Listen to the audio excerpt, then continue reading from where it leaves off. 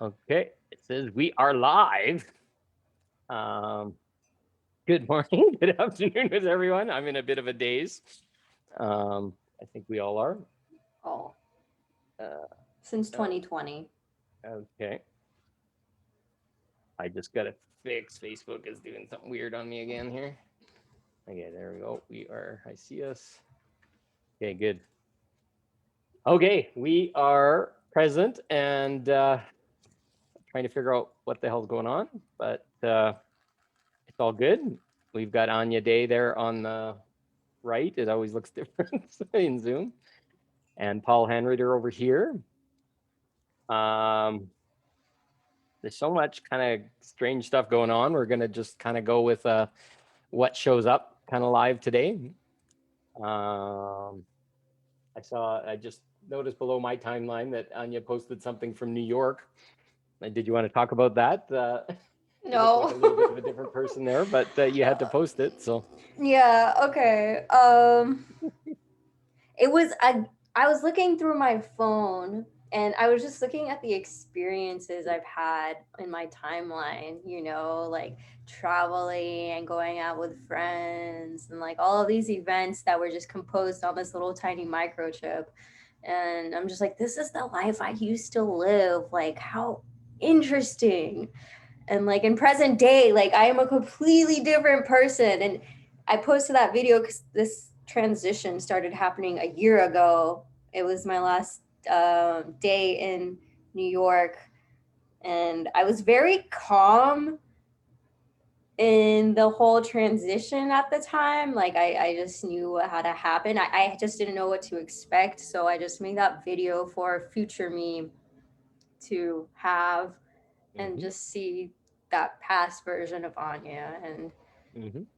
give the message of you're going to be in a different timeline. So, what did you see in your past versus your future now? Because you saw it. That was a year ago. Uh, so much more understanding of who I am and the truth, like a year ago I was dabbling with God or the universe. I didn't even use the word God a year ago. I was just like had my foot in and like I let the water come, but now it's a wave. I am the water now. Cool. So it's just like this relationship has heightened so much with God, I guess. And so that part Mm-hmm, and just picking up more gems and truths that I didn't see in the past, and just mm-hmm, more of that power mm-hmm. cultivation. And did I witness a more of a rushing Anya on the other in the New York side and kind of tied into what was and who you were based on? Well, you were being forced out. It looked like because of COVID and other things, and you had to make this other choice, right? Yes. And yeah, it was, I was sitting on a park bench, and this was when I was still debating on buying the ticket home. And then as I was thinking this thought, I hear this little kid somewhere in the grass yell, "Go home."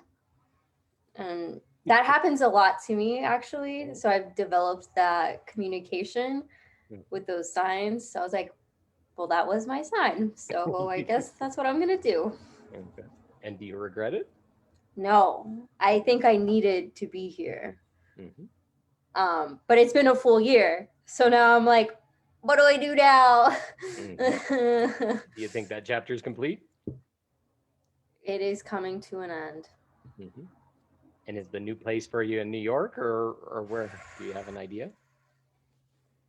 I'm going to check out New York, but I keep getting signs for Mexico. Mm-hmm. Like it's everywhere. Go. So Have you been there? You got a place you like, or I've been there a long time ago, but not hmm, anytime recently. But I don't know. My plan was New York, but I surrender now because it's apparently God's timeline, not my timeline. So mhm. And that's where all the magic happens, right? yes, Lately, anyways, for me. yes, yes, yes. Yeah. But Cool. what's going on with you? What's going on with me?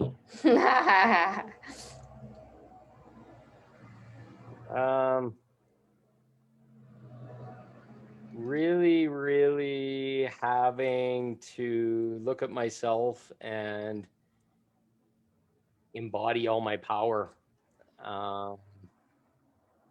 Massive lately. I just been looking, and I shine a lot of light, and I'm a very loving person, and I'm starting to notice where the world is tearing at me. They don't want me to continue in that, whether it's darkness or just other people that don't like the level of work I've done on myself or how true and honest and vulnerable I can be. It just scares the hell out of them. So it's far easier to shame that and blame that in the old traditions and say, you shouldn't do that. That's way too much. Stop doing it. You can see it on some of my lives and stuff. And I honor it. And it's something inside of them that says they couldn't do that. So then they compare with me and say, well, where the hell do you get off doing that and being so vulnerable and making me feel uncomfortable? And I will truly and honestly say that I'm here to make people uncomfortable, because I will fucking not be part of the norm. I will not be normal. I can't be normal, because it means you're going to kill yourself. You're going to get on the treadmill and get a job and make mom and dad happy and make your sisters and brothers happy and your spouse, and you'll get to the end and you'll have a heart attack at 55 or whatever, and you'll die because you gave away all of yourself so that a bunch of people could feel happy. And Yeah. then they really didn't feel happy. They just resented you because you gave them stuff that they didn't even ask for, but you were told to do it. That's the insanity I can't live with anymore. And I look back, some of the hardest ones is to look back at my relationships. And I see I never really had a chance, and this is really hard to speak of, in my relationships, because I had this wound that came from stuff that happened to my mother. And I'm finding out more and more about some of the stuff that I had in my past. You can have trauma. I got trauma from not eating my vegetables at the supper table for 8 to 10 years of my life, where I got screamed at and threatened with ass paddling, and because I did not like vegetables. My body did not want them. I gagged and puked on them, but in hindsight, and I'm not blaming where that came from, it took my power away and it made me really, really small, which is what traumatization is. And in his family, that was normal, because if you didn't eat, you were going to be sick and you'd be whatever. And it was a way of loving me to make sure that I ate my vegetables. But where's the line between trauma and just trying to be helpful? And I learned not to be that father to my kids in that same way, and I wouldn't let that happen. But people need to kind of be aware that that kind of stuff is trauma. It can be worse than rape. Can you imagine, for every supper of your young child life, to get screamed at and browbeat and that kind of stuff? And it was just because he was mad because I wouldn't listen, and some of his trauma was coming through and it projected. And It I was his forgive all moment. that, and I'm Yeah. okay with that. And I chose that. But those things program me for the rest of my life. And I'm 50 years old, 50 years young, actually, because I'm getting younger every day. But every facet of my life was programmed in that. I couldn't have an argument with somebody else. The minute they raised their voice, I would be this big. So is that my fault? Yeah, I chose some of this stuff and I had to understand it. But now sitting afterwards, talking about sexuality, my mother had this rape in her past and all this kind of stuff. And I tried to fix it and tried to help the perpetrator and calm all the energies. Well, I carried all that shit around since I was an infant, where I thought I was powerful and I could fix anything. And my whole life was premised on all these things. And I could sit here and be a victim and say, okay, well, this is awful and I'm bad and this shouldn't have happened and my mom should have done better or whatever. No, I chose these parents to come into with those exact things going on, to live through all those things. And I designed this experience to make me wake up right now, or over the last year or so, and start to see all those things. And now I have like laser like understanding of people's trauma and their experience, because I went through every facet of it. I know how it feels to be small. I know how it feels to hurt. I know how it feels to get yelled at and have energy trapped in your body. And I couldn't be the healer that I've become. Couldn't be this person that's talking to Anya right now without having gone through that. And trauma comes in all shapes and forms. There's no better or worse or easier. I always thought I had a beautiful childhood. My parents took good care of me. I didn't get beat. I didn't get raped. I didn't get any of those kind of things. We moved around a lot. But these things that were underneath that came from their parents and weren't even my parents, they came from 3 levels up where the dad got yelled at or whatever. So really, is anybody to blame for anything? Can I call myself a victim? No, I participated and the buck stopped here. I don't know how many people are living it right now. They're not going to do that to their kids again. They're not going to live in that energy. They're not going to permit that to happen. But we're born with the medicine. That's what shamanism teaches. We're born with the medicine for 10 generations back. So I had all these things happen to me, and I could have died or been a victim and gone into addiction and curled up in a ball and said I'm bad and just get hurt over and over again. No, instead, I went lovingly into relationships, into all these things, but these traumas all twisted my understanding, my experience of the relationship, how love was felt, all these kind of things. Now, was that my fault? I somehow chose it as a child to be all these things, but is there a fault? Was there a fault in the person that had the experience? Because I created like vibration to interact with and see how it works. So, and I could sit here and part of me would just love to bawl all day long and say, oh, all these women did all these things to me and how awful it was. It just feels like shit because they did it because they had some shit in their background too. So if we just all codependently just like whine on each other, no, instead we got to be vulnerable. We got to start talking about it and say, okay, that thing happened to me and it made me feel like this, and I want to hurt you all the time because that's what my dad did or whatever. And then we can get it out on the table and say, why the frick do you keep doing that? So this last little while has been looking inside, looking at every relationship, everything that went wrong. And I can see it didn't actually go wrong. After my divorce, I had to make a choice. I had a traumatized woman, just like my mom, as my wife. And she didn't like sexuality. And sexuality was really important to me. And I had to make a choice. She didn't want to be healed or worked with or whatever, or work through that. So I had to divorce. And then guess what? I met a whole bunch more that had the exact same kind of things. And the ones that I didn't have that with, there was other things. There was control issues. There was things that I used to see women had an agenda that they wouldn't talk about. And I think women do, about getting married and safe and you paying the bills and looking after their kids and all that kind of stuff. And there's this lady, what's her name? Katie Brinkley. I can't remember her name. I was watching her last night and she admitted, she says, she's healing women and she's saying, most women, you have this agenda and you have all these things and you want this checklist and this checklist and this checklist, and you won't talk to any of the men and you're putting them through a test all the time to see if they meet all this stuff. And she says, you gotta fucking stop that, women. And it just hit me like a ton of bricks. All the things that I've been feeling and all those agendas and unstated checklists were real. I felt them and I was told they weren't there. And it's like, you're wrong. Don't tell me that. You're full of shit. No, I can see it. So we always hear that women know exactly what a man's thinking. Well, I'm tuned in now. I know exactly what the woman's thinking and I'm going to call her on all that shit. Not to make her bad, but just, she said it's all this codependency from your dad and it's mostly daddy issues. And if you want to play that game of daddy issues, that can be fun and sexual and playful, but you got to own it. If you're in this for keeps, you got to step up and start talking. Yeah. And how many have that courage to actually unravel that talk? What's underneath the surface? Yeah, we could talk about the weather, but but is there anything shameful about what's under the surface? No, nothing. And how's it ever going to get fixed if you don't talk about it? Share it with your partner. Be a little bit vulnerable and say, I don't know why, but I'm picturing my dad now, or this is hurting me and I just want to scream at you or whatever. And you're just like, great, let's talk about it.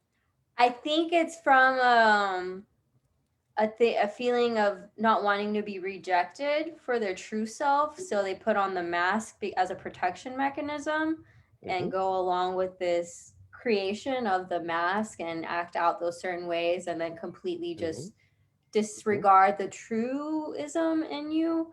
mhm, Because I could relate to that too, where like I had shame talking about what was actually going on truly, because I thought that I would get rejected or scare the other person away. But like, they're not, the right person isn't going to run away. mhm, But I think a lot of women, like, we're so conditioned with like that happily ever after. And so even if this person doesn't even align with what your intuition is telling you, like, no, mhm, no, no, like, you disregard, I see the potential in this person, so I'm gonna go with this potential. Like, what if I never find anyone again? And we just, it's a conditioning, and we just cling on and mhm, mhm, do whatever it takes to have that person in our life. mhm. And how are you ever going to be able to feel fully safe and fully surrendered and fully vulnerable if you don't speak about what you feel are your flaws from the beginning Mm-hmm. and lead with them and say, okay, I'm broken in this way, or I feel this.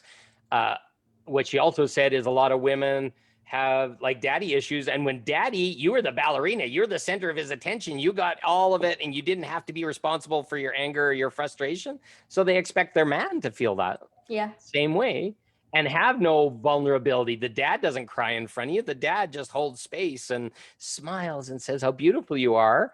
And they got this picture in their head and they forget that there's a man with exactly the same issues and vulnerabilities as you have that's waiting to be heard. And his turn never comes a lot of Mm-hmm. times.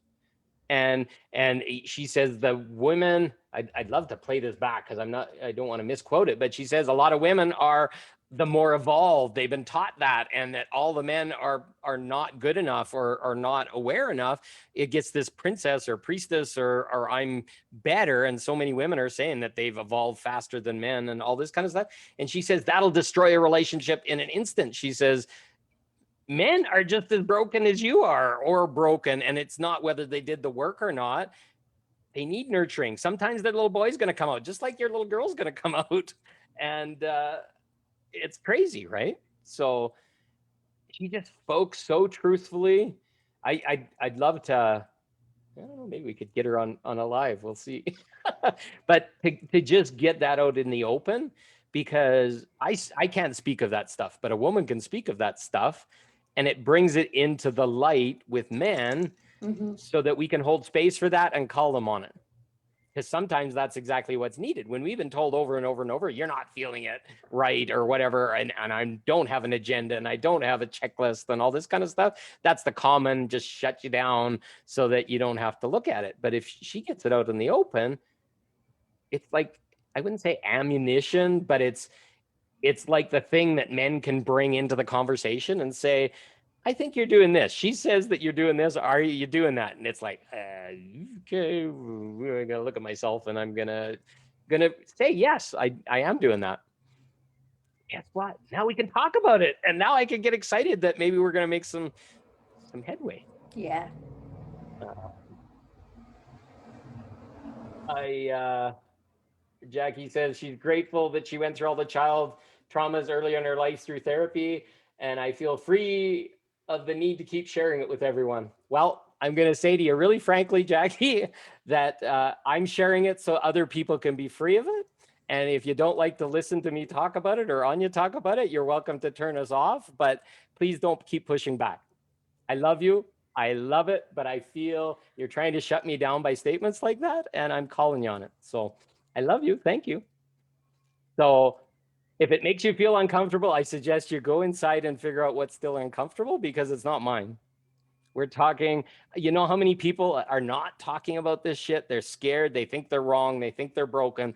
And I'm speaking openly of it because that's my life purpose, to speak of all the shit that happened to me, not of pain and suffering. And I got to blame my parents. No, it happened. And I'm taking responsibility for it fully and completely. And I thank the world for that, that I have that opportunity and I have this platform. And you want to know how many people come back and write comments at the end of these posts? It's like, you're speaking for me. I didn't have the truth or the honesty or the comfort or the vulnerability to speak it. Because people need to be shown that they're okay. Yeah, they're not alone. That it's like it builds more of a connection. Like, oh shit, I thought I was the only one going through this, whatever XYZ, but no, like this person is going through it. I heard a number before that somebody said that statistically over 60% of women have some kind of sexual trauma, and a lot of other people with Me Too movements and stuff like that say it's more in the 95% range, that there's some trauma.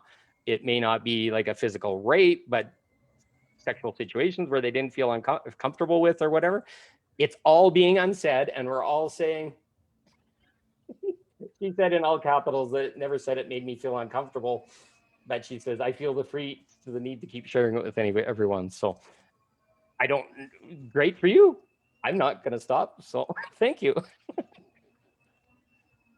Anyways, but this trauma is out there. And if we don't acknowledge that everybody's got something in their wood closet and get them to talk about it, how's it ever going to be free? Do we all got to go to therapy? Do we all got to go and go through that process? Or can we make just living and talking with people part of releasing all that kind of stuff? I had that. It happened to me. You can talk to me about it, or you don't have to talk to me about it.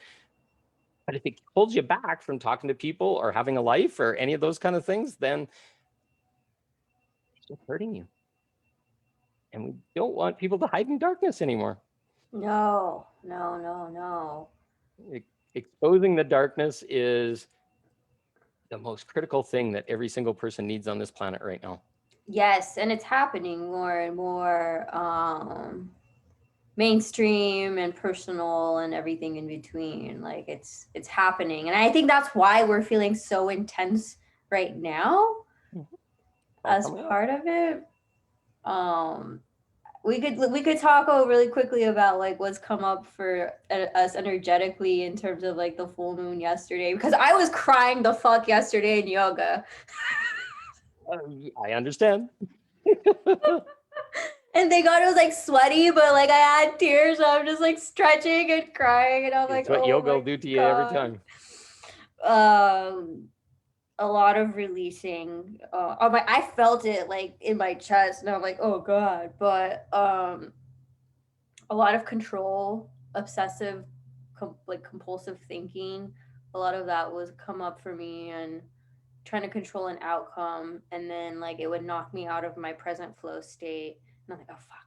Then I gotta go back, and then like release the resistance of going back. A month ago, I was taking a walk and a ladybug landed on me. And then today, I was at the beach and a goddamn ladybug again landed on me. And it stayed with me the whole time. Like, even when I was driving back home, it was still on my hat. I gave it a new home on a bush, but it was just such a perfect reminder of just surrendering and just going in with the flow of now, and just stop trying to fight the narrative or control anything. Yeah, boom. I agree. And that little excitement we just had is the same thing, right? It's like, it feels like, she's still making comments over there. I'm not going to read over there, but the more you resist, the more power you give to something that's outside yourself. I was manifesting something into existence, and it started going that way, like appearing in my field, and it freaked me out. And it knocked me out of I was so in flow that it came to me, but it knocked me out of the flow. And that's when the controlling and the obsessing and the fantasizing took over. And I'm like, oh no. And I thought I was sabotaging myself, and then the fear would come in. And so it would just be like, I could choose the emotions I wanted to feel with whatever my mind was tricking me into, but like it would just be cycles and cycles. So it kind of slowed me down a little. And then I feel like it slowed my manifestation down a little bit. So I was like, you know what? I can't even deal with this. I need to just be here and let whatever that is just unfold. Well, to align with a drama that's outside yourself pulls you outside of you, right? So I feel the same. It's like an event like just happened or whatever, something, and then a trigger comes or discomfort that somebody's saying something that is disavowing you. And if anything, it actually makes me even more powerful in the wanting to share, because it makes me show that it makes people uncomfortable. And I'm absolutely okay with making people uncomfortable. And if it makes me uncomfortable, I look at it and it's like, okay, where am I staying small? Shit, I could scream even louder from the mountaintops about all this kind of stuff. What you're talking about, walking around, somebody cuts you off in traffic, or I got to the point this afternoon, I went and picked up something at the store beforehand, and I went at this intersection. It turns down to like a 30 zone for playground or whatever. And I had to wait through 15 cars. And normally I'd be just like jamming on it to try and get in between the cars or whatever. And all of a sudden it was like, okay, this is a test. And I said, bring as many cars as you want. I don't have to get home in the next 5 minutes or whatever, and do it. And then all of a sudden it just stopped. It was just like, it was all lined up waiting to see me if I got angry. Yeah, it was. And more often it's like, okay, you're waiting in line at the store, you're waiting for this thing or whatever. You just sit there inside yourself and get calm and don't look and count the people in front and how come the cash register girl is so slow or whatever, because you can't change any of that. Yeah, and it's just each time those things happen, it's like a opportunity of, okay, how is Paul going to choose to respond to this? Is Paul going to get flustered with the traffic, or is Paul just going to laugh? Yeah. And if you get flustered, guess what? You race in between, you get a car accident, or you miss the car coming the other way, or all these things, when it's just like, okay, not my time yet. Yeah.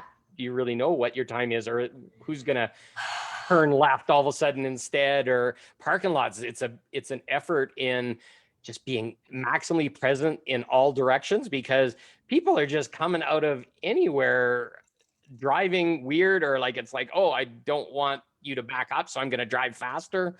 So just getting really calm and really present, and then shoulder checking like 6 times now in all the different directions, and then slowly coming out and letting it happen, because that's the level of presence you need to be able to walk in a world that's full of dispresence. So it's like anchoring the space, right? So all that area around my car now is not some chaos, it's presence. Yeah. Like, okay, I am purposely backing up, and I'm not going to get in anybody's space, and there's no stories or no whatever going on, and you're just saying this is happening. Yeah. And things are much clearer, even in stores or whatever. You walk up to the counter and it's like, just be really present, and then a whole different experience happens with the people. Yes. And the more, I think the biggest thing I learned from today versus a year ago was how little control I actually have. I don't have any control. Like, it's hilarious, but like, we've been so conditioned, that we have all of these choices, and our ego can, like, do these things, but like, it won't work out. Like, you have that experience and you have that data, but it's not really what your soul aligned to, and your soul already has the plan of unfolding. And it's just so mind-boggling that is the truth of the matter, that I don't even know why I'm here. I'm just here as a presence, just watching it happen, and like, I just need to enjoy it. But like, like, I'm used to making choices. I'm used to creating a Tinder app or whatever, or going out, doing this, that, and the third. But it's like, I have no control. So let's break it down. So here's where you are right now. Yeah. Here's where you want to be. Now you can look there and say, who told you that you need to be there? And do you need to get a good job? And do you need to have this clothing? And do you need to have these things to get here so that you'll be happy? Well, guess what? Happy isn't here. It's up here. The job is up here. So now you got to chase to find it. What if your dream lover is up here? Well, you're making a Tinder app so you can find 3 other lovers along the way before you get to your dream lover. look at all the stuff that presence and being is the only state you can be. Everything else is struggle. Yep. Is that true? Very true. Because you have built a plan that's between A and B, and it might be a straight line, but we keep saying, I'm not worthy enough, I'm not good enough, I'm whatever, and you put all these jig jags in it. When you just calm down and you be peaceful, then people show up in the park and bless you and make you feel good, and stuff happens. But if you would have listened to that voice that you said, oh, I better get up and go 2 minutes before, you would have missed that. Yep. So you forgot to smell the roses, you got too rushed, you got into business, and got chasing where you want to get to happiness. But how much happier were you when you had that blessing, when if you would have raced back, you would have missed that rose completely? Yep. Exactly. But go ahead. I was just going to say, that's what scares me is, when having your dream, quote unquote, opportunity come in, and then like it knocks you off, and then you're like, oh fuck, well, I shouldn't have this because it's not helping me be present. Well, you said, what did you say a couple of weeks ago? That dream opportunity came with the people that you really wanted, and it felt so hollow now. And before, it was your only thing you wanted. As you matured in that period, they are chasing. I'm watching that all the time. I'm watching all these like sexual healers and people that call themselves sex shamans and all this kind of shit. And I'm looking at it and I'm comparing myself, and I'm like, I'm nothing like them. I don't want to be anything like them. Now, a lot of that stuff is really 3D. The stuff that I'm looking at is more ethereal and more energetic. And it's just like, okay, well, they want me to have a certification before I can work with people or whatever. Well, I don't have a certification because the stuff that I've researched that had certifications had a whole bunch of stuff in it I didn't believe in. So would I really be in with that, in that certification anyways, if I did it in a different way? They're just saying, okay, if you take this certification, you pay this $10,000 and do all these somatic courses and shit. That's what some of these are. And now you've met somebody's standard of what's okay. Do you know how many people that teach these certifications have sexual infractions and other problems going? Charles Muir has dozens of them. His whole organization is filled with people that have supposedly crossed the line. Whether it's true or not, I don't care. It comes from the heart, this work, and this purity comes from the innocence and purity of being of service, not of, it's not all about the money, and it's not all about using sexuality even. Sometimes it's just talking, sometimes it's energetic, and bodies aren't even touched, but other times people need that touch and that intimacy and that sensuality to be able to move forward. So where were we talking about? So certifications is another thing that pulls us out, right? It's like, this is my way, and I'm learning this way, and I'm channeling it through my body, and now I got to prove. My brother told me the other day I should get a Reiki certification, because then at least I'd have a certificate to say that I'm okay at doing energy work. Well, you've met some of the people I've done energy work on. There was no certification required. They had massive changes in their life, because I don't even participate in most of them in my brain. I participate as a conduit, a hollow bone that allows my body and my lack of shame and guilt in certain areas, like around sexuality or being able to talk or touch about these things. Certification. And I am using the 10,000 different lifetimes before I came, and that knowledge to bring something that doesn't even exist now. Yeah. So now I'm getting more and more present in, I carry this power, I carry this ability, I carry these energies to allow this to happen. God chose it. I didn't get a certification. And if you need a piece of paper, then you better go maybe look at somebody else, because what I do is hugely off the chart powerful.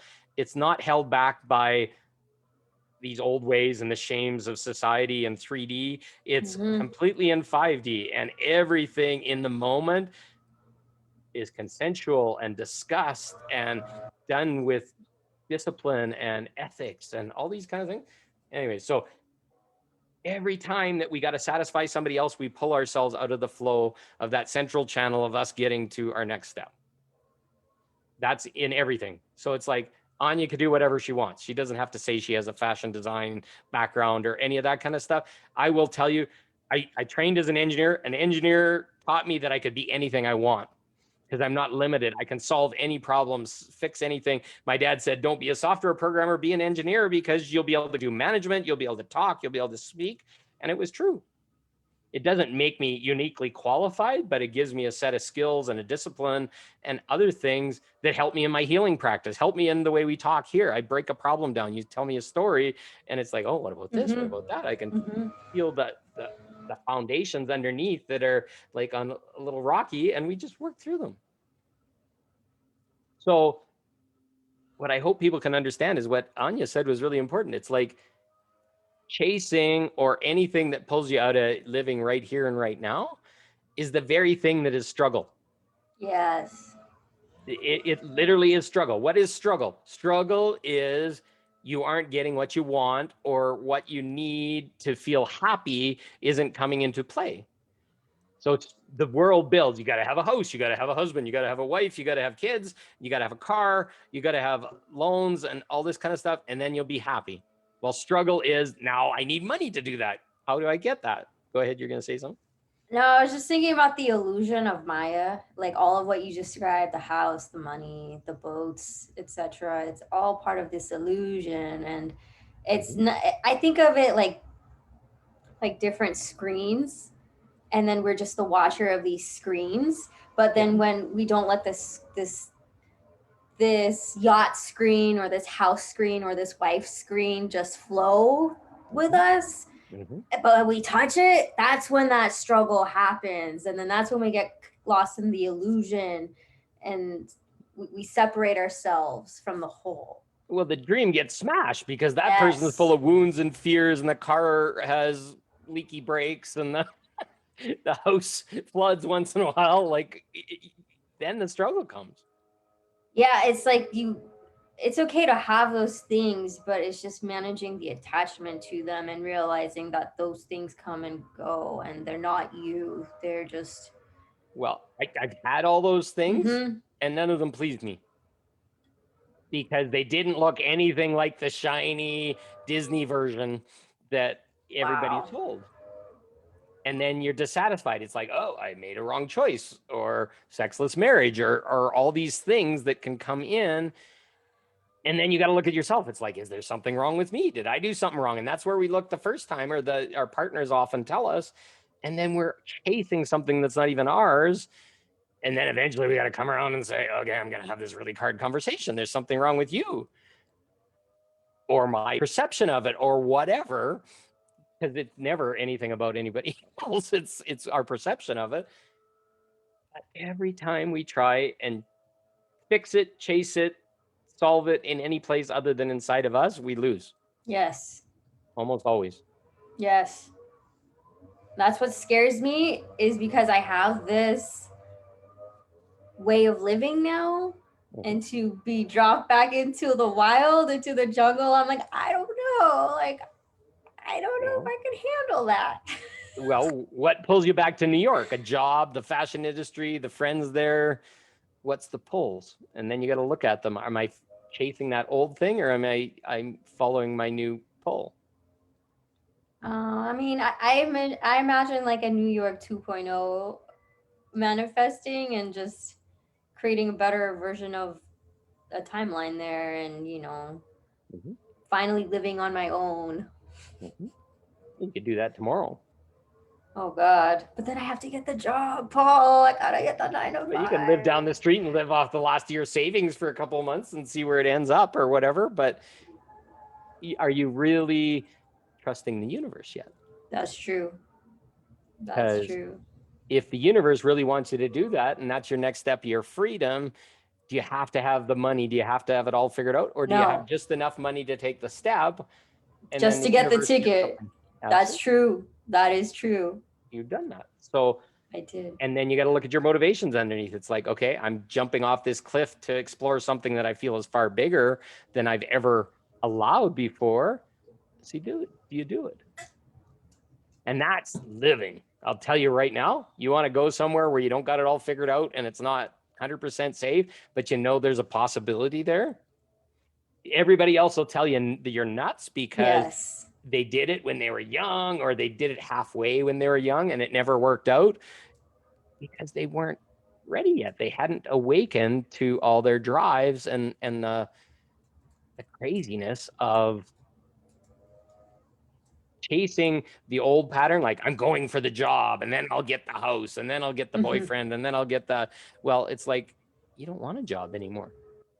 You don't want to chase money. You don't want to do all that. So your drive is completely different. Yes. So what you want to be free, you want to be creative and artistic, you want to flitter around and explore. Because is New York the best? Holy shit! What about Milan, or what about Peru, or something like that? You'd never been there. Mexico, you said. Why not?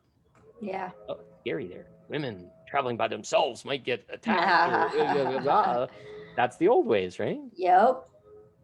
So what is the fullest expression of Anya? That's a good question. And it's not something that's figured out. It's something that's felt. Yes. I feel. Completely. Yes. Because it's like, oh, this feels good in my heart. I'm gonna do it. And I'm feeling it now, even in my world. It's like, okay, I wanted to date and I want to have women in my life and I want to have all this kind of stuff. And that's chasing. It's like, okay, well, what dating app do I have to be on, or what do I have to do, or whatever?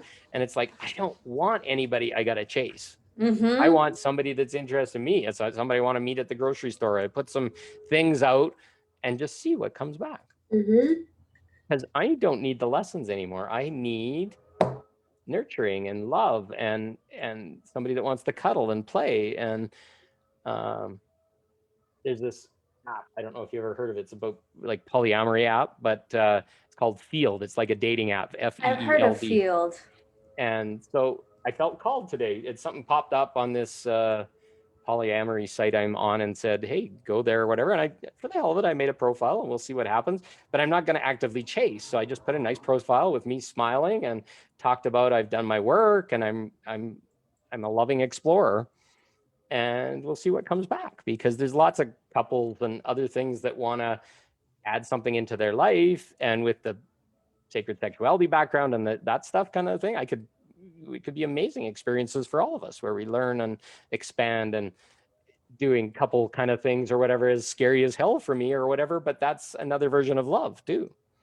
Having a triad of loving a man and a woman or whatever. I know women that are polyamorous that love that kind of stuff. And it expanded them to unconditional love, because you can now love more than one person without all this jealousy and all this stuff. So I don't know, God knows, maybe nothing's going to happen, but it was like a huge rush, kind of like, holy shit, what am I doing, to post there? See what happens. See what happens. Exactly.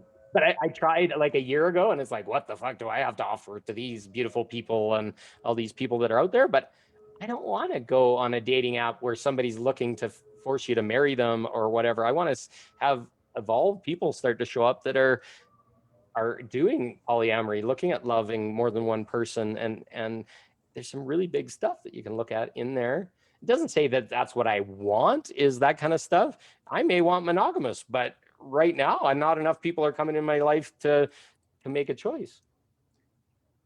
Even just thinking about the whole notion of dating, where you go out to a dinner with someone that you're meeting for the first time, or getting a drink. God, that just annoys me. Just like these old protocols are like, so what do you do for work? How many siblings do you have? Like, I cannot. What does that tell you about yourself, or tell them about yourself? Nothing. I have brothers. I have, maybe they'll beat you up or something, but not. Yeah. And then just waiting. And then you send the text message, had a good time, hope to see you and again, like in a few days, blah, blah, blah. And then you wait 3 days and then you respond. And then it's just this weird old thing. Yep. Oh. Yeah. And to proceed quickly to sexuality, it was all undertones or touches of the arm or yes, winks or whatever, yes, where you didn't actually say that you're hot as hell and I'd really like to spend some time with you or whatever. And I was even looking on that app, and it's like, I'd really like to get to know someone before we get too intimate or whatever. And it's like, I can be as intimate as you want. I can talk about my mom or dad or my wounds or my past relationships or anything in my life. But what's intimate enough to make the choice? No, it's just people holding back. Either you're honoring what your body's feeling and I'm attracted or I'm not. And does that change all of a sudden when you've talked about their grandmothers and their grandparents or maybe met their mom and dad or whatever? It doesn't. The It's feeling is still this original feeling. it's like an illusion of safety. Well, oh well, I know that Timmy has a grandma and he graduated from UCLA. So I know these little facts, blah blah blah, that'll help me. Swallowing all these things. And honestly, that doesn't even come into the decision of the sexuality. The body is still the decision of sexuality or Yeah. going to deeper intimacy. Because that's, if you really cut through it all, you're either going towards marriage as the end result. Yep. Most people in this world, you'd be crazy, I believe, and I have nothing against Christianity and holding your virginity until you're married or whatever, but I'll tell you right now, a lot of times you get smashed in the head because all of a sudden you find that person doesn't even want sexuality or they have some sexual trauma. So really there's no guarantee that being married gets you sexual. No, but I think it would probably be the opposite. I mean, I think most married. I'm not married or anything, but I'm speculating that most are sexless marriages, or a good majority. Well, I think there's the honeymoon period and then there's some that are in the middle, but as soon as kids grow up or show up, the hormones change and the mother's shifts, which is all okay. And then there's got to be a reemergence afterwards. But even then, it's like a man that's had to shut himself off for 5 or 6 or 7 years sexually because the kids come in and it's all breastfeeding and stuff like that. He may have learned to self-source or just turned himself off because he didn't.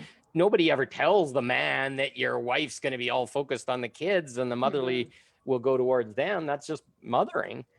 But a lot of marriage, I think, are lost in that time. And then when the kids start to get old enough that you should be sexual again, everybody's stuck in doing the ironing and making dishes or doing dishes and all this kind of stuff, and it never gets back to that. But whether people would want to admit it or not, sexuality is, some people kind of shame me to say that I talk a lot about sexuality, but it's inherent to being a human being, to push your sexual system, to have your creation energy flow. For somebody that hasn't had sex for 10 or 15 years or whatever, it's been 8 or 9 months that I've been celibate for, and even now I'm longing for that touch. I'm longing for that intimacy. I'm longing for that body on body contact, and hugs aren't enough. And not that we're getting a hell of a lot of them right now anyways. That's the part that gets your parasympathetic nervous system calmed down.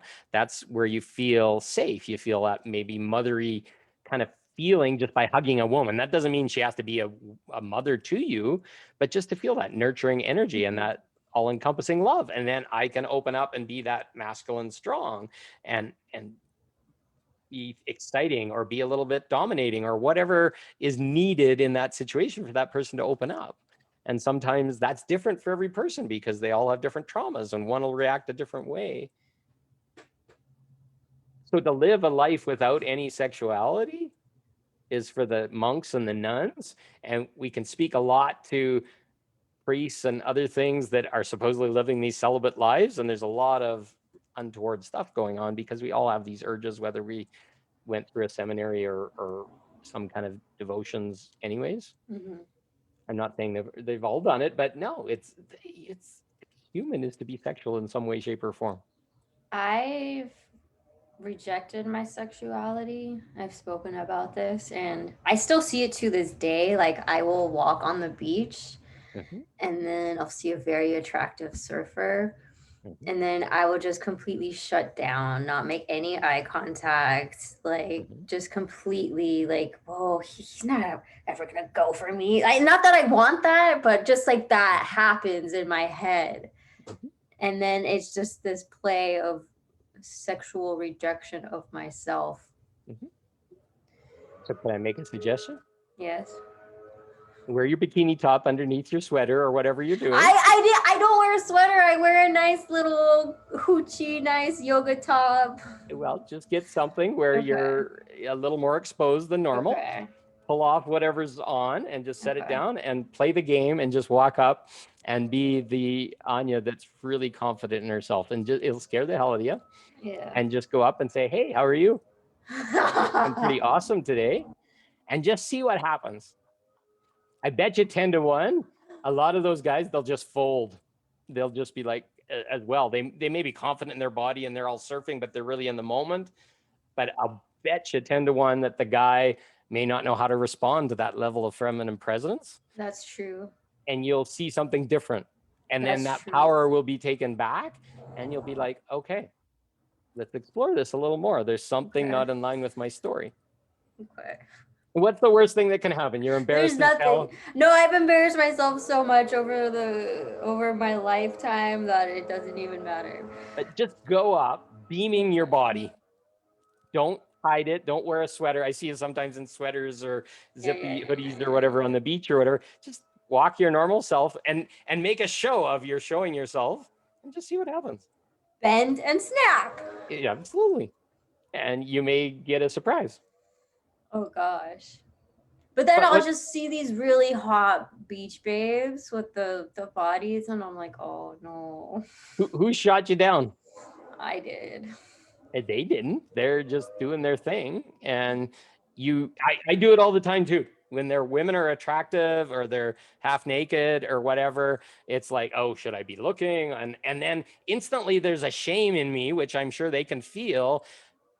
I just want to sit and I want to milk it in. It's like, wow, nod your head and don't be stealing glances or feeling guilty or whatever. It's like, Just taking it in. how are you? Because that's who I am underneath. But the world should hold me over and over. And the fact they didn't talk to me or whatever, but I didn't know I was projecting this shame feeling or I was feeling this unworthiness. And then they're like, oh, he just folded in front of me. I could have been the hottest guy in the world at first, rather than doing it the other way around. The other one that the world teaches me is not to be attracted to younger women. What's his name? Neil Strauss. Mantak Chia and David Dida. He wrote the Way of the Superior Man.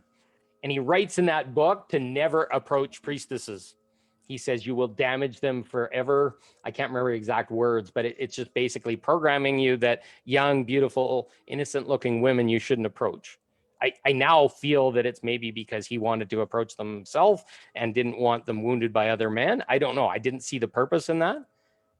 But to me, that's the epitome. I want the youth and vigor back in my life. I don't want somebody that's old and jaded and been through 3 divorces. I want somebody that's pure and innocent, and I can use my maturity to give them a better experience, a more rock type masculine experience rather than this hurt little wounded little boy.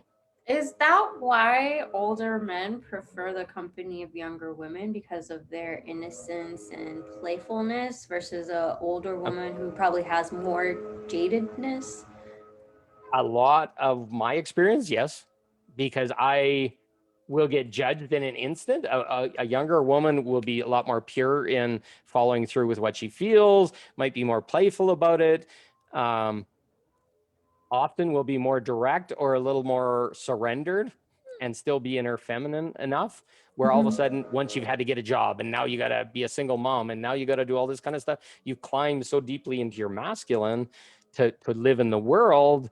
I'm now cockfighting with a woman, which is the strangest thing you've ever experienced in your life, because it's just like really rocky and masculine, but not he masculine. It's more like the toxic masculine that everybody talks about, because women didn't learn some of the ways that, like, men are expected to follow through with their word. Women have a different perspective on that. It's like, as long as I'm honoring other people or whatever, that integrity is held in one way, but not the same way that I'm held to it as a man. Because if I change my mind or I don't show up or whatever, where a woman, it's like I'm emotional and I changed my mind and I shifted and all this kind of stuff, which is the feminine, and it's okay.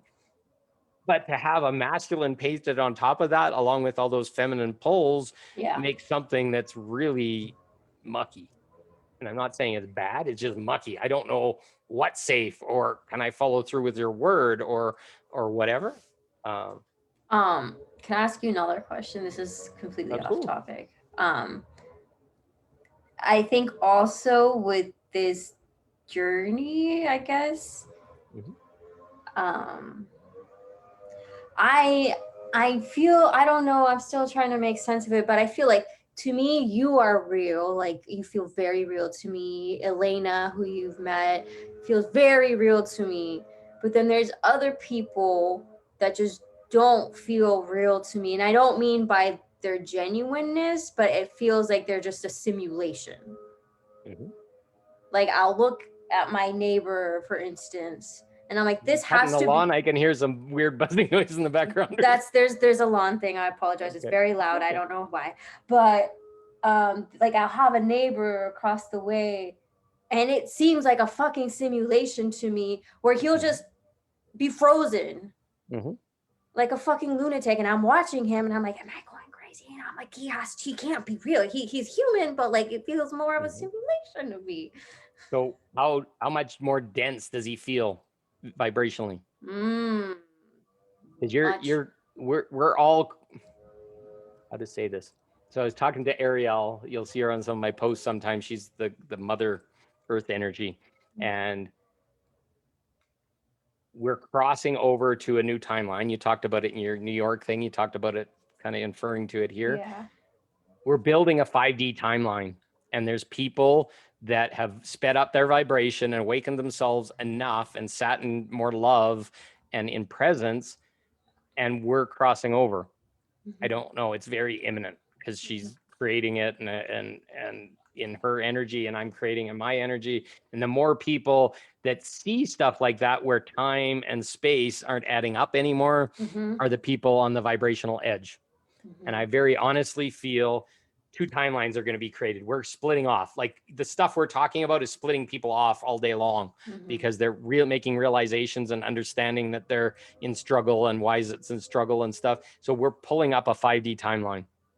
So you're already embodied most of the 5D timeline. People that are at the bottom of more of a 3D timeline look like they're standing still or driving so slow or completely in cognitive dissonance because they can't vibrate as fast as you. You're not even visible to some people. Is that possible? Yeah, that's Okay. crazy. Well, that's your vibration, right? If you Yes. vibrate faster, like the Flash or whatever, and he's like gone, and he's going in 100 times timeline, and you're going, or he's going, your neighbor's going in 1 times timeline, can he even see you? Yeah, that's So that's crazy. what you're witnessing now. And you'll see it in traffic. You'll see people parked in the middle of the intersection. They don't know why, because they're on 1D of the 3D, and you're on the 5D stepping out. I really honestly believe that when people are ready, 1 foot, like, that are moved to the 5D, they're living in 5D, but they'll have a foot and a hand in 3D, and you'll Yup. be like a bridge, and you'll Yup. be having all this fun, and you're dragging yourself a little bit down so they can still visibly see you, and to know that there's another reality there, and you'll just grab them by the hand when they're ready, or they'll grab your hand, and you'll just start to pull them over, and Mm-hmm. then they'll be looking at stuff in this new way. We're already doing that in a lot of ways. We're talking about higher vibrational living, higher vibrational awareness of how to interpret situations, and it gets easy. I told you I was doing that work with that man this morning, and we're showing how he's carrying all this shit from family and all this kind of stuff. And it was so simple. He researched it and understood it. He's a really high vibrational light worker, but he'd given all these parts away and he didn't Mm-hmm. even know it. And the minute I showed why he gave it away and why it wasn't asked for and why people resent you and all this kind of stuff, it was just like instantaneous. It's like, what the fuck was I doing my entire life? I lived helping people, giving parts of me to other people until there was none of me left. And then I wanted to die and I was so low vibration and I couldn't pull myself up because I had all these anchors of people holding on to me.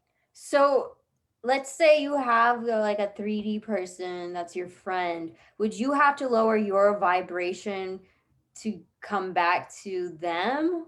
if you can still see them and you can still talk to them, your vibration's at a state that they can both hear. You may annoy the hell out of them, or you may trigger the shit out of them because your vibration is so high. You just feel like you're just like slapping them on the head 60 times a second trying to interrelate. But do you want to drop to that level? Is there any value in you going any lower? No, it was just You did all the work to get up. The fact that you're holding yourself back is your loving service to all the people because you all want them to go to another timeline. Is this timeline salvageable? I think every single person is going to go from the 3D timeline that we're on, filled with corruption and governments and COVIDs and all this kind of shit, and they're going to have to make a conscious choice. Yeah. But this conscious choice is going to look exactly the same. It's just not going to have all the rules and the government and all the bullshit and hiding and darkness because there's so much light here. It can't possibly even see across the barrier because darkness can't be in 5D in that same way. The vibration and the light is so strong. The low levels of 5D are like bliss compared to the highest level of 3D. Yeah. I was just thinking that makes a lot of sense because I know I could be very fluttery, especially when it's things I'm passionate about. Mm-hmm. And sometimes that fluttery will be misrepresented because it's around a 3D situation. So I just look crazy. How much do your parents pull you back down into? And is that grounding you or is that like snuffing you? Snuff. It's kind of like put the little candle snuffer over top and quiet down. I can't understand you. You're saying stuff that doesn't make sense. It's not your fault. It's you've ascended enough that you're vibrating with a pure light. You can't even see it in their perspective anymore. Yes. There's no truth in the 3D perspective. That it's all been so badly corrupted. It's okay to fuck people over. It's okay to steal their money. It's okay to lie. It's okay to cheat. It's okay to steal because darkness infiltrated all of it.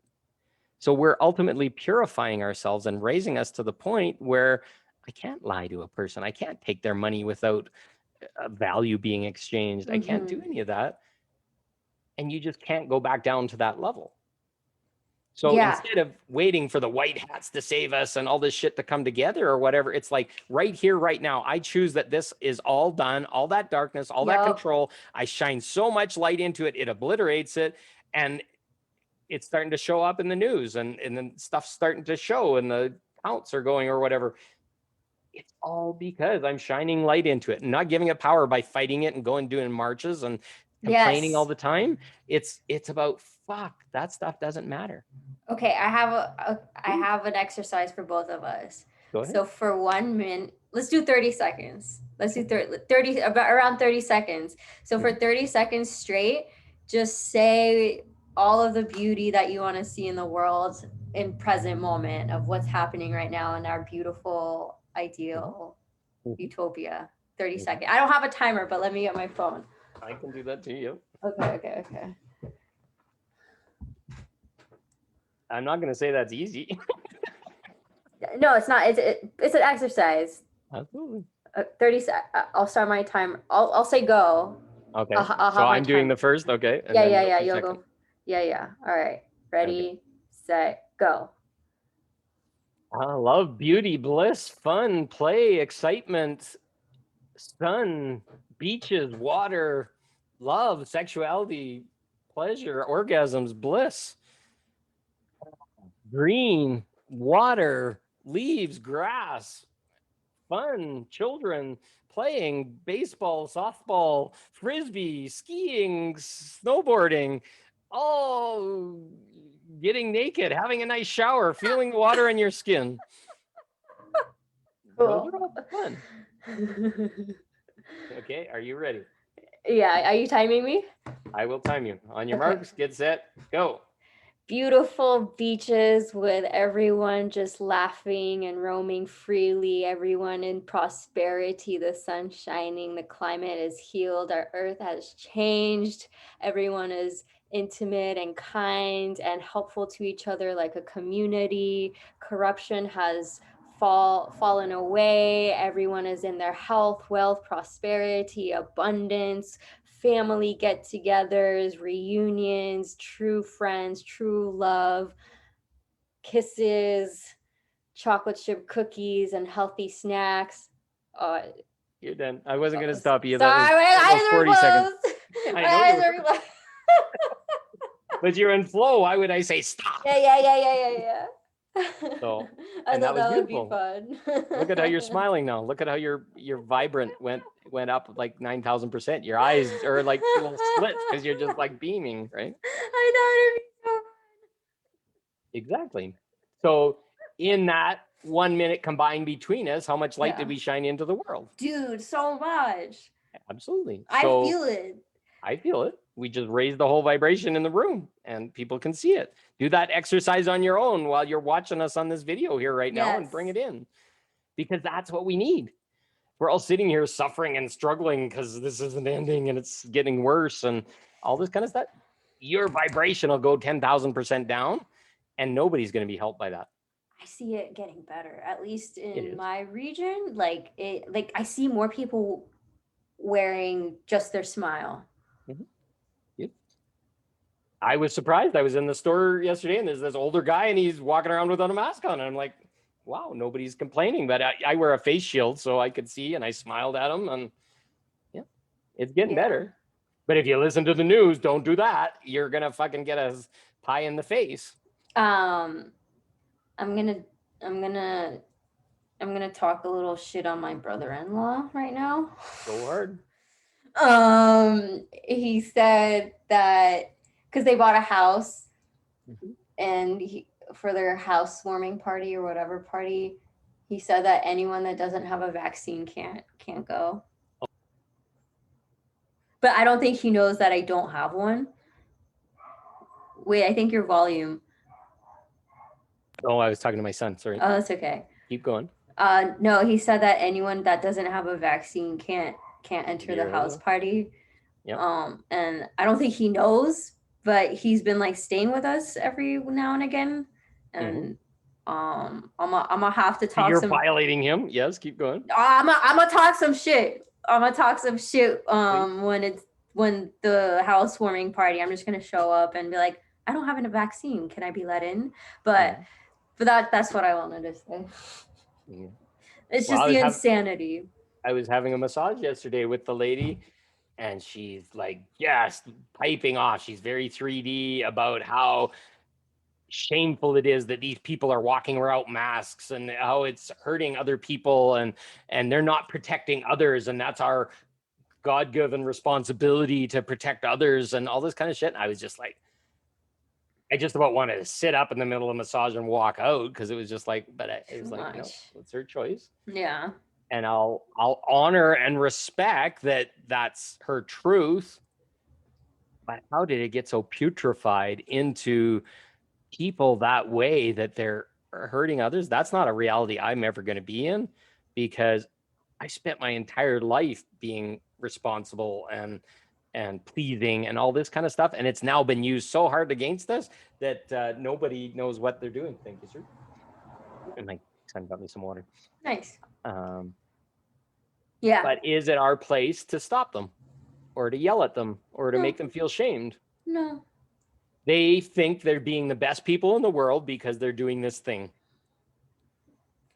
Sorry, you're not. Please shake up or whatever, because what people need to understand, and I'm not saying I'm an anti-vaxxer or an anti-masker or whatever. I wear mine just to make people feel comfortable. But there is absolutely no evidence, if you stop listening to the news, that enough people have died to make this anywhere near a pandemic. No. And yes, people are getting sick and they have symptoms, but have people got sick and had symptoms from the flu? And there's no evidence to say that COVID was no different than the flu. Flu is a version of COVID. This coronavirus, which is COVID, is in every flu. So it's not this one special flu that's made it extra worse. And she had a story and it's like, I got deathly sick and this happened and I almost died and all this, because we just translated all those symptoms of a normal flu symptom into something that was horrible and awful, because but you didn't die. 99.7% of the people that get it don't die. Recover, yeah. And yes, a lot of old people die, but yes, old people do die. And in flu seasons, they do die more. And if you look, there's something funny going on, because there's nobody dying of cancer or heart disease or any of these other things, because they push all the numbers into them, and numbers are being misrepresented. Yeah. Yeah. That's as gentle as I can put it. Go do some research. Don't trust the media. Don't trust your government because they have an agenda. That's all I'm going to say. Yeah. I was in passing, and the news is played at this house, and Mhm. it was saying how in Biden's speech or whatever, he was calling for more federal government. Mhm. And I laughed and I was like, that's ridiculous. And my dad was like, so what do you want, an anarchy? And I'm just like, why does it have to be so extreme? Like, what is that? Well, look how stupid it is. If you don't stop at a stop sign for 3 seconds, you can get a ticket. Who's the one that's going to judge whether it's safe to move? And does 3 seconds mean you're going to hit somebody or not? No, you just annoy the hell out of the person behind because you're taking this what's supposed to be more safe, or that the highways have to be this far apart, or whatever. There's so much insanity for our safety because we're not being allowed to judge for ourselves or make decisions for ourselves anymore. And now all of a sudden it's illegal to do simple things like, I don't know, Breathe air. well, breathe air. Yeah, exactly. Without a mask, right? And nobody, oh, well, I can wear a cloth diaper over my face or a tampon, and that's supposedly a face shield or whatever, when a piece of cloth, which most of the, you got a printed bra cup face mask or whatever. Do you think that's N95 rated? And N95 doesn't even block this shit. So really, what are we putting it on other than to mask ourselves and Oh, hide? Because please. the science does not say and align with any of this fear. Yeah. And the whole house of cards come down, and it will very soon, because there's no truth in any of it. And the only way to find the truth is do the research for yourself, because the people that are saying it are called conspiracy theorists, and they're bad, and they're just going against the government. The nicest people I've ever met are people that have done this research and found out for themselves, and they found a freedom by doing it. You talk to yourself. It's like, if you found out the virus isn't protected by or the, what did you say? If you get the shot for being pregnant and there's still a chance you'll get pregnant, you're still going to wear protection, aren't you? Yeah, that was such a good That's what they're one. telling us. Put masks on still. I heard people that flew to another country got both shots so that they didn't have to stand in line, and they got forced into 14 days of quarantine. Locked in a hotel room, getting phoned constantly by psychiatrists and all this kind of stuff saying, how are you taking it? Because you've been put in prison against your will for 14 days. You can't even get fresh air or walk out of the building. Wow. Lady I know, Morgan Lee, went to Australia, and she's been in 14 days of quarantine. She'll be done beginning of May sometime. But Wow, what a vacation that is. well, and you have to pay for the hotel room, and you have to pay for all your meals and all this kind of stuff. It's not like the government covers it. They don't want you to go They don't want you anywhere. to go anywhere. Anywhere. That's crazy. Yeah, exactly. Anyways, let's go. So we're sitting, so what we've basically covered today is we're sitting in a world filled with struggle. And what we're trying to get people to hear is that that struggle is based on chasing. And chasing is based on a whole bunch of societal expectations. So getting married, finding a lover, all this kind of stuff, expectations of your body, like you need sexuality, or you need touch, or you need love. And then it's tied into money. Oh, I got to have a partner so I have enough to buy a house and have kids and all these kind of things. So each one is chasing a new car. Okay, that's a payment every month, and a house is a payment every month. And then you get on the treadmill, and then you lose track of ever doing anything for yourself, because you bought that really nice house the first time, and you really couldn't afford it, and then the taxes and the interest and stuff just tear you down over time. And then so it's all about being.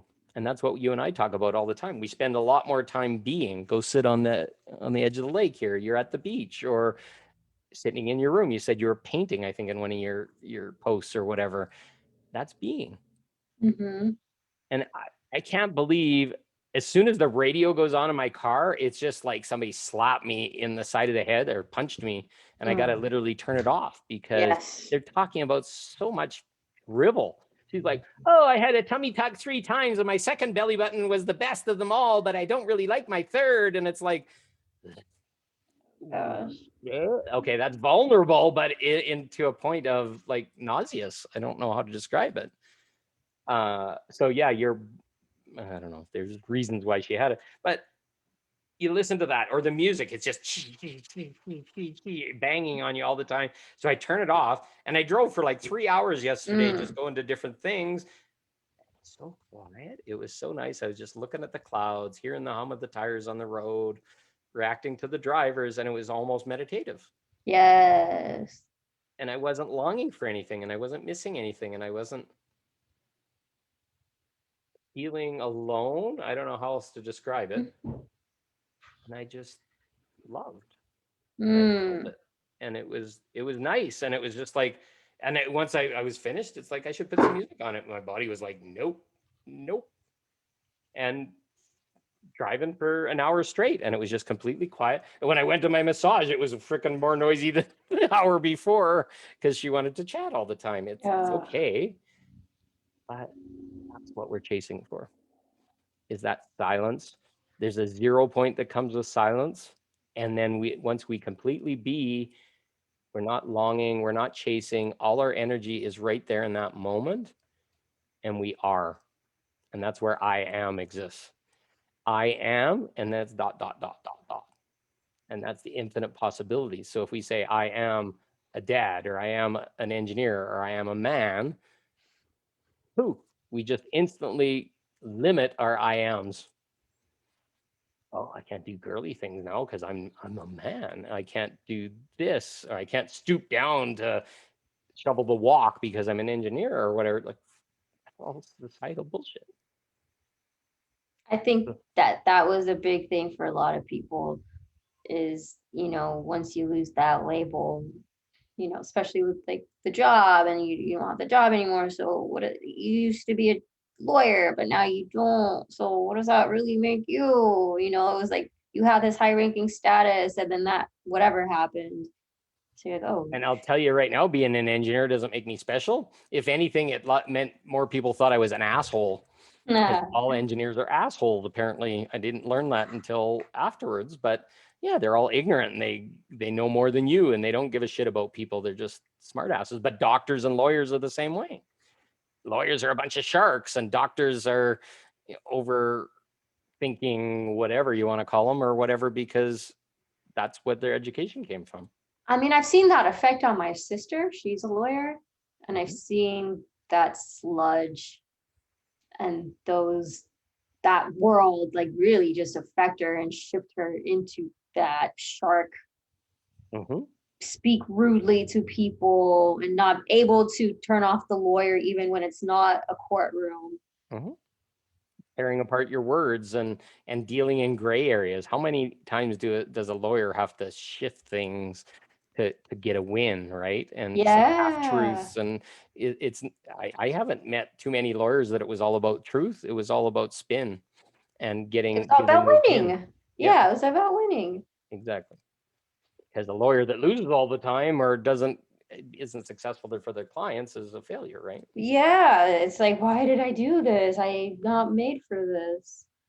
And this world, it's all about at all costs, right? So all costs could be like step on your mother, step on your family, but at least I made the win, or I now have the mortgage, or I have whatever, right? Yeah, that 6-bedroom house. Yeah. So she's got the status, but she's going to find out there's no status at all in a big house in the end. You can have your friends over and they'll call it hollow and they'll speak to your face and smile at you, but they'll say shitty things. They can't afford that house. What the fuck were they doing? And what's wrong with them? And blah, blah, blah. Just tearing them down. Exactly. They didn't deserve it. And they weren't worthy of it, and their kid isn't smart enough to go to that school or whatever. I don't want to be around any person that would ever talk about that. I'll have the smallest hovel on the beach, as long as it's clean and there's not a lot of bugs floating around in it. I'd love it. Yeah. But that you eventually will learn that you don't identify with your belongings. It's not how nice your car is. Oh yeah, it's more comfortable and you don't have to get it worked on as often or whatever if it's newer, but what if money didn't matter and you could have whatever the frick you wanted and it just said not who you are, but it was like, then the belonging gets even stupid. It's like, okay, well, what does this shirt mean? It's like you said, I wear a dress shirt and I look fancy or whatever. It's just a symbol that people take as somebody that's educated or has a little more money or whatever. I just think it looks nice and I'm respecting and I feel good in it. Yeah, and I think that's the most important, as long as the person feels good in it for But this shouldn't define themselves. me. This shouldn't. I even question wearing things like this sometimes because it's like, okay, that's a symbol. Am I being labeled by it? Do I look different without it? Well, there's no little bouncy thing hanging in my tonsils down here. Does it matter? No. And the only person that's going to judge whether it matters is you. Somebody might say, hey, I really like that pendant or whatever. I'd like to find one like that. But once we start getting below all that kind of stuff, as long as we're fed and we're watered, what drives us? And the world has created a drive for all of us, which is the Cinderella story from zero to hero. And you're getting a lot of evidence that's saying it's not working out for your sister. You haven't had the experience in some of it. Is that Cinderella story broken? And does it force us on a treadmill? Does it force us to get a good job? Does it force us to have kids? Does it force us to buy a house? Ding, ding, ding, ding. Something's going on. Yeah. It's not evil. It's not bad. A lot of people have had really good life experiences, but a lot of people are dying in what they consider a trap because nothing's being discussed. There's no communication. There's no freedom. There's no truth. Because if you said, I'm attracted to other women to your wife, she would divorce you right then and there. Well, what's wrong with that? Other women have beautiful bodies. Maybe you've had a baby or whatever. It doesn't mean you're ugly. It's just you're not as thin and as fit, and I may be attracted in a different way. Now I'm the motherly kind of feeling, and I still like all those parts, but what's wrong with me seeing other things and being honoring what my body is feeling? Because it's not saying I don't want you because I might get excited. It's like there's other people in the world. And guess what? It also highlights all the things where the sex isn't happening, the communication isn't happening, all the passive aggressive shit that isn't being talked about. It's bringing light on them. So is it a good thing or a bad thing? It just creates a fight. But Yeah. your eye may wander. If you were just having a massive, a beautiful sexuality in bed still, would you even be sexually attracted outside? Your window would be like, holy shit, this woman just meets me at all these levels. But if you don't talk about it and it never happens, do eyes wander naturally? Is it bad? Is it a pull that says that something's wrong? I got to talk about it, but we don't. So start looking underneath and understand that all these societal norms, are they meeting your needs, or are they just making you feel a failure towards meeting something that was never yours in the first place? Mm-hmm. And if that don't whack you on the head, that's a hard nut to swallow for a lot of people. It's like my whole life was a lie. Pretty much. I've been chasing to have a man and it's not showing up, and I keep failing, and now I'm on my fourth marriage, and you're not listening to yourself. No. Like that's just trauma after trauma after trauma.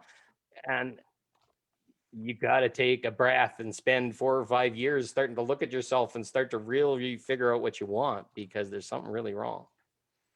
But it's hard to, in the beginning, admit that there's something wrong, because that would mean that you are flawed. By the old standard, yeah. Yes. Your mother might judge you. Your grandmother might judge you. Say you're a spinster. Say you're all that kind of stuff, which, like a girl in her 30s, I think even when I was 30, my mother was poking sometimes and saying, oh, why aren't you looking for a girl now? And she was trying to fix me up and all this kind of stuff, because that's what the judgment was. If you weren't 30, it was too late and you're past childbearing prime. But that was a time when maybe you only lived to 50. Well, now we're living to 70 or 80. They had like real shit, actually, World War I and II, where it was just like a different set of cultural norms. Yep. And they died a lot sooner, and they were sacrificing themselves, and yeah, it's crazy.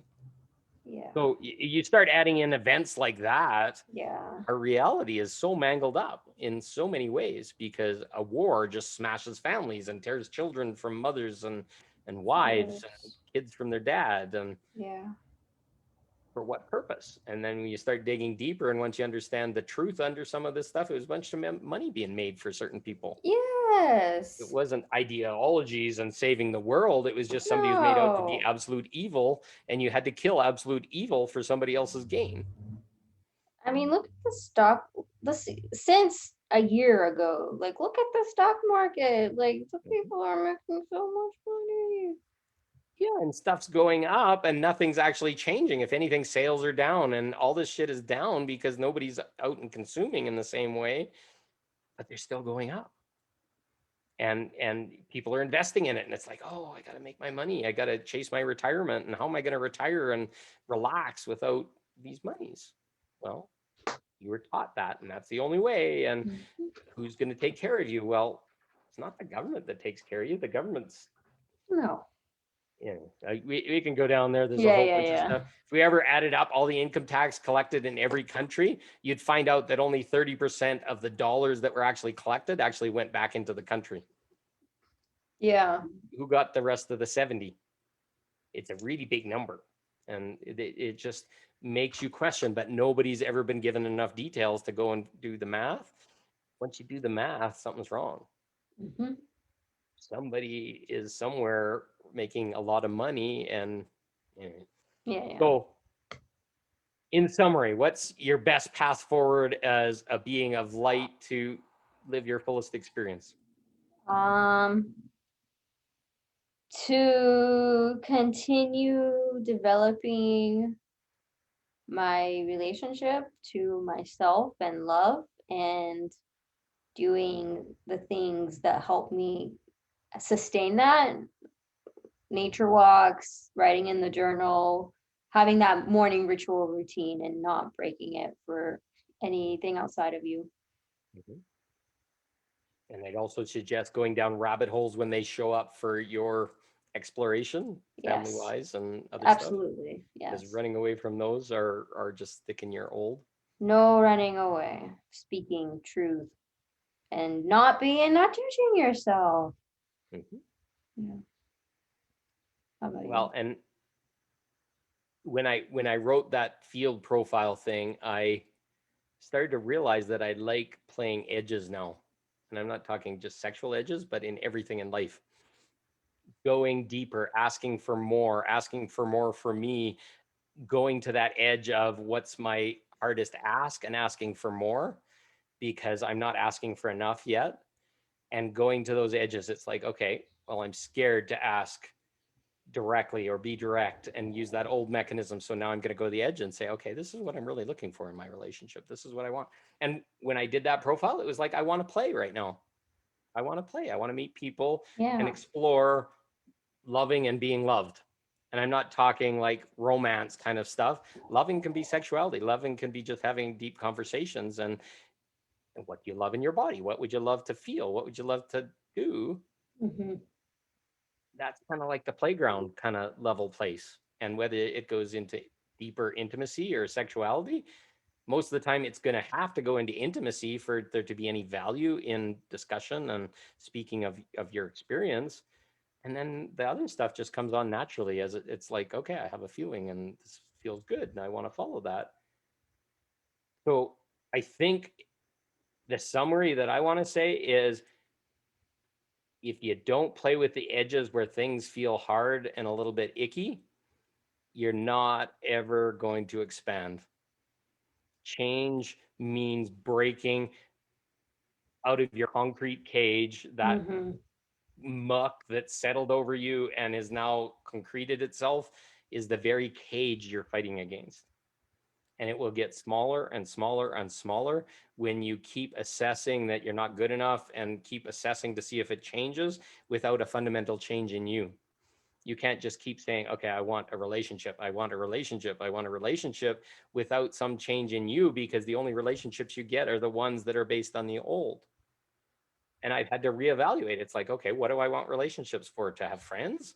yeah, well, it starts with a friend, but no, I want relationships that I can be physical with a person, that I can have really deep discussions, have intimacy, have communication, have depth, because that's where the joy is and the pleasure is, and all this kind of stuff being superficial and not talking about it and kind of wink wink nudge nudge, this is what I want, and then hoping that you might get there when you didn't even discuss it, you fail every Mm-hmm. time, because nobody really knows what nink nink wink wink nudge nudge means. So why not ask? Why not Mm-hmm. go there? How do you feel in your sexuality? I'm gonna ask this question because I shame myself every time that I talk about sexuality. But there's a fundamental tenet of sexuality that's got to be brought into the open and talked all the time. And I use every opportunity to bring it forward, not to shame people or guilt people, but to say that it's an underlying premise to almost everything that we do. To feel love, to feel touch, to feel pleasure, to feel all those things. And it's less about wandering around waiting or whatever. It's more about our physical interactions with other people. That's what we're all longing for, is to be met and loved and touched and feel sensuality, feel bliss, feel pleasure. And none of us are talking about it. And I keep feeling like this ashamed thing to keep wanting to bring it out. But I got to stop being ashamed, because I don't know, does it make you feel uncomfortable? I'll be honest. A few people sometimes in the notes will say, oh, well, it sounds like there's an undertone or whatever. Don't you just want to be sexual and happy in your life and playful as a kid and not have shames and guilts and STDs and worries, and just go with your feelings of how your body feels towards people? And then not have there be an agenda, or not have there be a whatever, just let things naturally move and progress. Because truthfully, in my world, innocence and purity is in our sexuality as a child. We touch ourselves, we run around naked, we whatever, and there's never any shame, until one day all of a sudden it's like, don't do that. Don't do that. That's bad. That's ugly. That's shameful, or whatever. And then a part of us dies. Mm-hmm. So I don't know. I put it out there. People are going to have comments. It's going to help me get really clear with myself, but I never, never, never want to be talking about shamefully about sexuality. And I don't know what in my holdbacks that have been programmed in me or keep me from having relationships. And that's something I want to get out on the table, because I want to freely love and have fun and play with people that are integral in my life, not hundreds of people. I want one or two, or maybe it's probably more than likely just one. But to have more than one person that you can love and you can be those things with, you're not destroyed when you're searching outside yourself and that person makes a decision or dies or finds somebody else. You're never broken by any of those kind of things. It's the cycle of life where people's minds change, people don't move forward at the same rate, all those things. So call it, can have fun. I don't know, there's lots of weird bubbles that come up, but I'm happy to have them out in the open and discuss them. So There you go. that was a weird note to lay on. I'm gonna have to look at some stuff after that, but never boring. So I think we did our closing remarks. So I think we will sign off. We're a little bit over here as usual. Loving you all, and we'll meet again next Monday. There's a Living Your Light community call, 10 a.m. Mountain Standard Time, which is UTC -6. And it's on the event page for Living Your Light community, or I'll have it posted in the next day or so on my timeline. Come join us and just have a chat, talk about what's going on in your world, what doesn't feel good, what does feel good. That's what we're here to do. Be vulnerable and see what shows up. So I'm exhausted. I don't know about you. Yeah, I'm gonna take a nap. Yeah, Sure. Well, I invite you all to take a nap. Thank you for listening to us, and love you all. And we'll see you again soon. Thank you. Bye.